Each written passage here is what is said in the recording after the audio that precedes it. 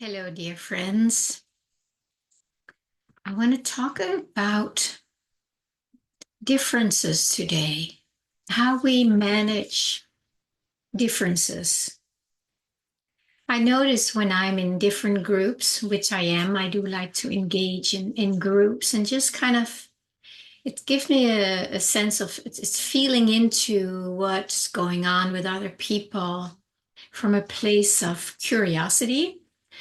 And I used to be like that too, like most people are, that I just wanted to get my 2 cents in, and I wasn't really listening to what other people are saying. But blessedly, I learned it the hard way. People get upset. It's upsetting to me when I get interrupted and just talked over.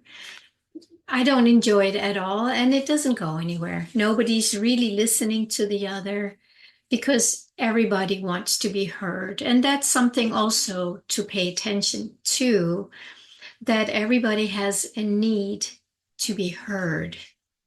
And I don't see that very often where people are really listening so that the other person is being heard. And it is a skill and it is something we need to be aware of all the time when we are talking to somebody.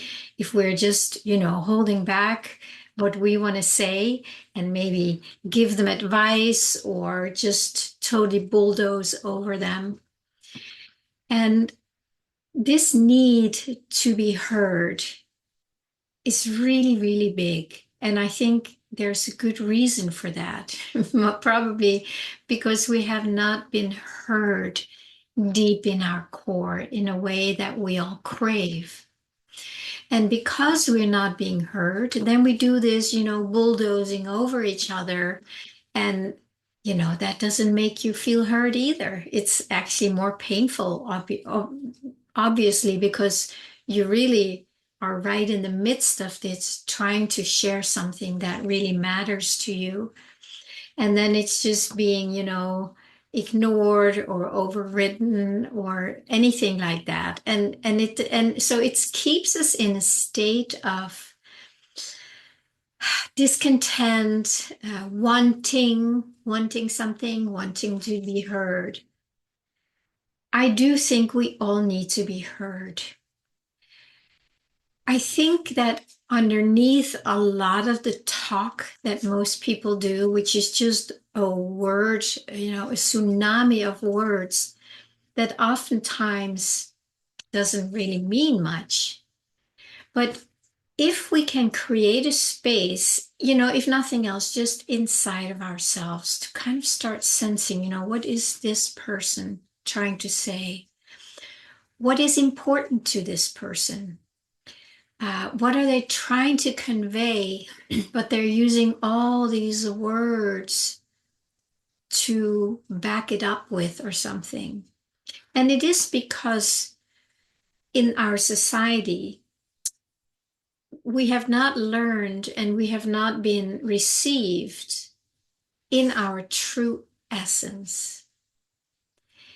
And then there's all these layers on top, which covers it even more. And when that happens, then we pull back more and we kind of protect our essence because nobody really is hearing it anyway or doesn't seem to care. So it looks to me like we live in a society where nobody's being heard and everybody has something they want to share and be heard for, be felt, be met in. It's very, very nourishing when you feel met.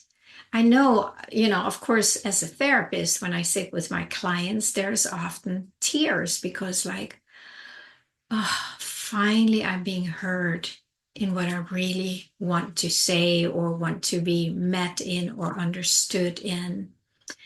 But outside of the therapy room, we need to practice this with each other. There is such a such a battle in the world right now. There's such a polarity. And it seems like if you're not thinking or seeing things the way I do, then you're being shut out. then you're being made wrong. You're being called something. You're being called a color, one kind of color or the other. You're being called, I mean, it can be anything. So this thing about not being able to be present with otherness, excuse me, not to be able to be present with otherness. What is that about? Maybe we can explore that a little bit today. Because it is rampant out there and it causes a lot of pain and battle and probably war too. When we start hearing each other, what is really important, what really matters, then something can relax. And we don't need to go into battle with each other. We don't need to make each other wrong. It could be just saying something like, oh, is that how you see it? Oh, I see. So this is important to you. Or if this happens, then you get scared and you don't feel safe. So when that is being met by somebody who may have a different view or a different experience, there is a meeting in sameness. Isn't that amazing? It can be so simple. And it is, but it's not simple as long as we have this whole bag full of emotions that have not been met in that way, because we need to do it with ourselves too. It's not like it's any different. So, in my own experience, when I learned to start meeting myself with a curious listening ear, and you may have heard me talk about the all formula, ALL, which is something we can apply with ourselves to start loving ourselves. The A stands for allow, the first L for listen, and the second L for love. So we practice, instead of suppressing or making wrong or trying to get rid of parts in ourselves, we allow them. We just allow the experience to be here. And then when it's open like that, it's allowed, then we can listen to it. And when we listen to it, we will probably learn something that we can actually give love to it, because that's what we all need at the core. And it's the same with others. If you hear somebody who has a very different view on things, and right now, very political, that's certainly up for everyone. If you are on the other side of how they experience that, would it be possible? And we may need to take a few deep breaths before we're able to, because there's such a charge in it, right? And we should also explore the charge that we have, the righteous charge, I'm right and they're wrong. We need to explore that. So when we can have taken a few deep breaths and we can actually allow that other person to express what is going on for them, so that they don't need to defend themselves. But when we say like, okay, I'm curious, I have a very different view than you, and I'm curious what is so alive in you, or what makes you so upset about it or passionate about it. Can you tell me more about it? Then the other person actually feels there is an opening to share from a deeper level than the battle and the defending and the being right or the being wrong. So imagine if we started practicing that with ourselves and with each other.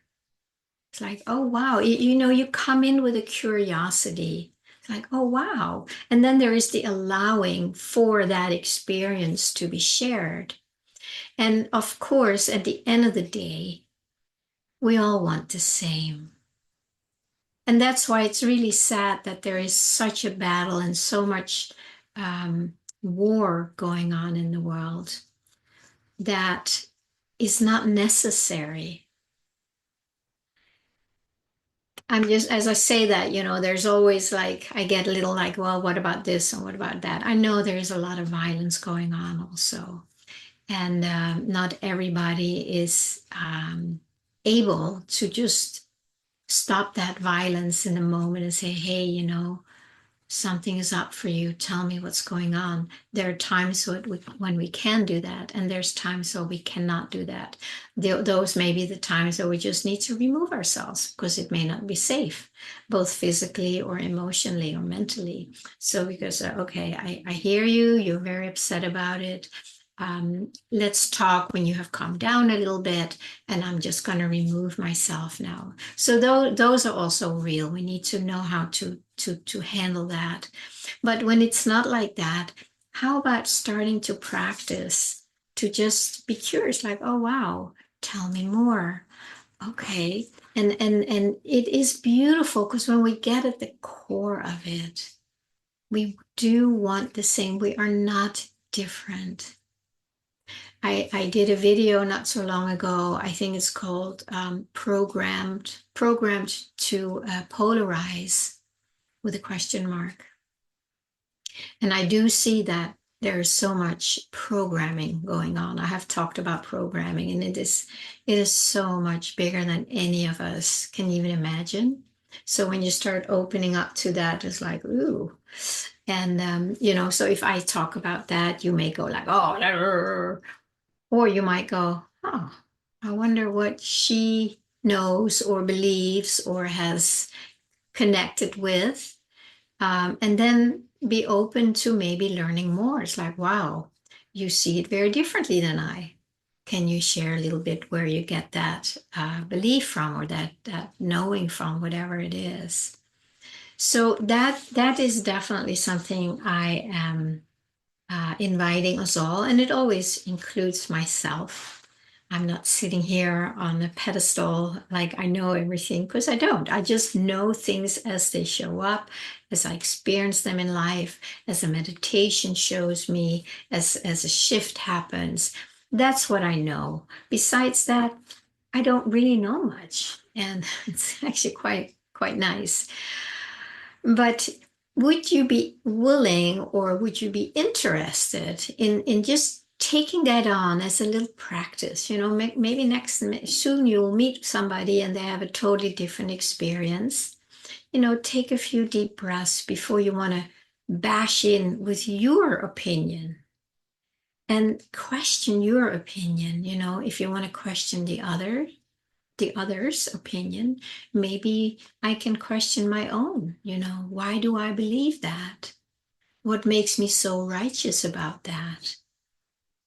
And of course, my hope is by this little YouTube on my little channel to just even inspire a few people to just take a pause before you interrupt or come with your opinion or make somebody wrong or point finger at somebody, because that comes from a place of fear also.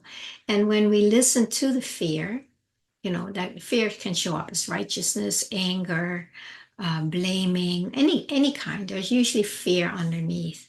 And then underneath that, of course, we can start finding the love and the longing for connection and safety, all those things we all want, and how it should be, because that is what is true and that's what's real as far as it goes of what we really long for.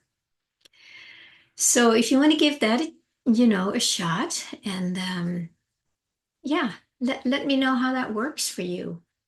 And if you do want some support in exploring these deeper emotions, feel free to reach out. You can always set up a 20 or 30-minute discovery session with me where we'll see if I am the right one to support you in that. It's not a real session. It's just connecting to see if we might be a good team together to do a little exploration in your life.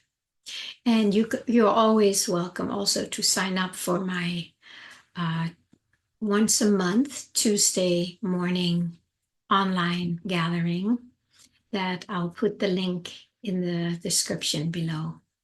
So I hope you're giving it a little try and just explore and see what do you learn from this? Are you willing? Is it hard? It's just a little invitation to try something different if you aren't doing it already. All right, my friends, I'll talk to you soon.